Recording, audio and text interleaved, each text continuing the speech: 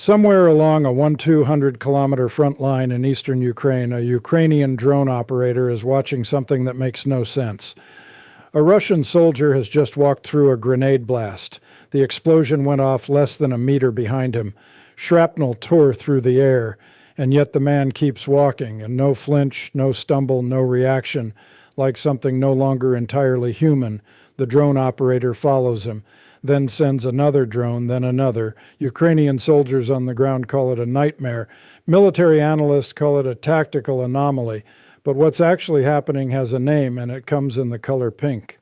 This is not science fiction. This is not propaganda. This is the story of what Russia has reportedly been administering to its infantry before sending them to die, and a substance so chemically aggressive, so psychologically consuming, that those who take it stop feeling fear, stop feeling cold, stop feeling pain, and ultimately stop feeling anything at all. What the Kremlin appears to have quietly introduced into the bloodstream of its own military isn't just a drug. It may be the next chapter in the long and documented history of Russia using chemical substances as tools of war, and this time the targets are wearing Russian uniforms. To understand how we arrived here, you have to understand the mathematics of attrition that has defined this war since February 2022. Russia's full-scale invasion of Ukraine was supposed to last days. It has now lasted years. As of early 2026, the front line remains largely frozen across eastern and southern Ukraine, with both sides absorbing catastrophic casualties in a war of grinding industrial-scale destruction. Russia has sustained losses that would have ended any conventional military campaign, hundreds of thousands of soldiers killed or wounded according to Western intelligence estimates. Yet the Kremlin has kept feeding men into the machine, drawing from prisons, from impoverished regions, from forced mobilizations. The question that has haunted analysts from Washington to Brussels is a simple one. How do you get men to walk into drone-saturated kill zones again and again with no air cover and minimal tactical support? The answer, it appears, may be chemical. Ukrainian intelligence and frontline reports began surfacing in late 2025 and accelerating through early 2026, describing Russian soldiers arriving at the front in an altered state. Prisoners of war told Ukrainian interrogators about a pink-colored substance administered to troops before they were sent into assault positions. According to testimony collected by Ukrainian sources, including former Ukrainian MP Tetyana Chornovol, soldiers reported that after taking the substance, they felt a powerful surge of energy, a complete absence of cold, and, most critically, the total disappearance of fear and pain. Chornovol stated that one soldier described watching a comrade continue advancing after being struck by grenade shrapnel, walking forward as if the explosion had not occurred. The phrase Ukrainian forces began using was clinical and chilling. Biological robots. The physical accounts from the battlefield are extraordinary and deeply disturbing. Ukrainian drone footage and frontline soldier testimonies describe Russian infantry absorbing hits that would incapacitate or kill a normal human and continuing to advance. One widely circulated account describes a soldier surviving 15 drone strikes, grenades exploding behind his back, and immersion in icy water, and still remaining operational. The Euromaidan press, citing Ukrainian military sources, reported in late February 2026 that the only reliable method for stopping these soldiers was a headshot, that wounds to the body, even severe ones, were apparently not registering as pain signals capable of halting their advance. This is not the behavior of men fighting on adrenaline. This is the behavior of men whose nervous systems have been pharmacologically overridden. What is this pink substance? Analysts and pharmacologists who have reviewed the available evidence point toward a class of ultra-potent synthetic opioids, compounds capable of suppressing pain, eliminating emotional response, and inducing a dissociative machine-like state of function. The most probable candidates include derivatives of fentanyl, or more potently, carfentanil, a substance so powerful that it is typically used as a large animal tranquilizer with a potency estimated at approximately 10,000 times that of morphine. For context, a dose of carfentanil that would fit on the tip of a pencil is considered lethal to a human being. Russia's history with this class of compound is not theoretical. It is documented and it is state-sanctioned. In October 2002, Russian special forces pumped an aerosolized chemical agent into the Dubrovka Theater in Moscow, where Chechen militants had taken approximately 850 hostages. The operation ended the siege but killed at least 130 hostages. Some estimates run considerably higher, through exposure to the gas. Russian authorities initially refused to identify the compound, costing lives by preventing doctors from administering the correct antidote. When independent researchers at the United Kingdom's Portondown Chemical Defense Laboratory analyzed clothing samples from British survivors, they found two fentanyl derivatives, carfentanil and remifentanil. The Russian state had already demonstrated 2 decades ago that it was willing to deploy incapacitating opioid agents in a domestic crisis. The leap from deploying such compounds against enemies to administering them to soldiers, the Kremlin's own expendable assets in a foreign war, is not as large as it might seem.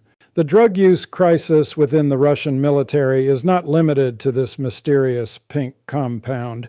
It exists within a broader, accelerating collapse of morale and mental health among Russian forces. Ukraine's main intelligence directorate, known by its Ukrainian acronym HUR, reported that in 2025 alone, in an incomplete year, 112 Russian military personnel died from narcotic poisoning, a figure nearly matching the total recorded for all of 2024. Over 600 non-combat deaths were recorded among Russian troops across 2024 and 2025, including suicides and overdoses, which intelligence officials described as evidence of deep demoralization within the ranks. Synthetic opioids, stimulants, substances known in Russian slang as salts and spices, the full spectrum of the illicit drug market has become as much a part of the Russian military's logistical reality as ammunition and rations. The Global Initiative Against Transnational Organized Crime published an analysis in January 2024 noting that Ukraine's synthetic drug market had undergone the largest increase of any drug market in the world. According to the 2023 Global Organized Crime Index, war creates demand and demand creates supply chains that operate in the shadows of the battlefield. But there is a fundamental difference between soldiers self-medicating with black market substances to cope with fear and trauma, a phenomenon documented in military conflicts from Vietnam to Afghanistan, and a military command structure reportedly administering a substance to soldiers before they take their assault positions. One is desperation, the other is a policy. The strategic logic, if one can call it that, is grotesque but coherent. Russia has been struggling with what military planners call human terrain, the problem of getting poorly trained, poorly motivated, and often forcibly recruited men to execute assaults across open ground under drone and artillery fire. The casualty rates in these assault operations are staggering. Ukrainian military officials have described Russian infantry walking in waves toward defended positions, with the soldiers behind the fallen continuing to advance over the bodies of those in front. Western observers have repeatedly noted the tactical irrationality of these assaults. But if the men leading the advance have had their capacity for rational fear pharmacologically suppressed, then the equation changes. You are no longer sending men into battle. You are deploying something closer to a biological weapon system, one that happens to once have been a person. The long-term consequences for these soldiers, for those who survive, are almost incomprehensible.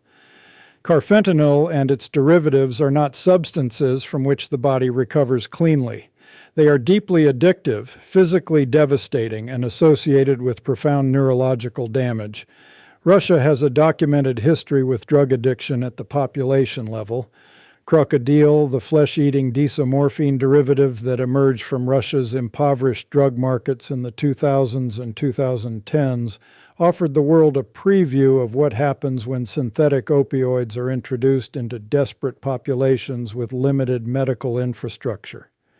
Those soldiers who returned from the front having been administered ultra-potent opioids before each assault will return broken in ways that will not show up in any official casualty count.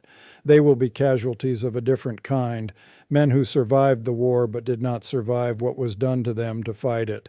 Russia and its military have not confirmed the existence of any such pink substance, and international organizations, including Reuters, have not independently verified the specific claims made by Ukrainian sources. The fog of information warfare is thick in this conflict, and both sides have motivations to shape the narrative. But the pattern of evidence, the battlefield behavior reports, the prisoner testimonies, the escalating overdose statistics, Russia's pre-existing development and deployment of carfentanil-class compounds, and the Kremlin's demonstrated willingness to treat its own citizens as expendable, forms a picture that serious analysts are not dismissing. The question is not whether Russia is willing to do something like this. The question is whether anyone with the leverage to stop it will act before the front line swallows more men who, in their final lucid moments, took something pink and felt, briefly, like they had nothing left to fear. What we are witnessing in Ukraine is not simply a war of territory, it is a laboratory, a test of how far a state can go in treating its own soldiers as chemical platforms rather than human beings, and what the rest of the world will do about it. The pink substance, whatever its precise chemical identity, is not an anomaly. It is a symptom of a war machine that has consumed its ideology, its strategy, and its conscience, and is now consuming its own people, one dose at a time.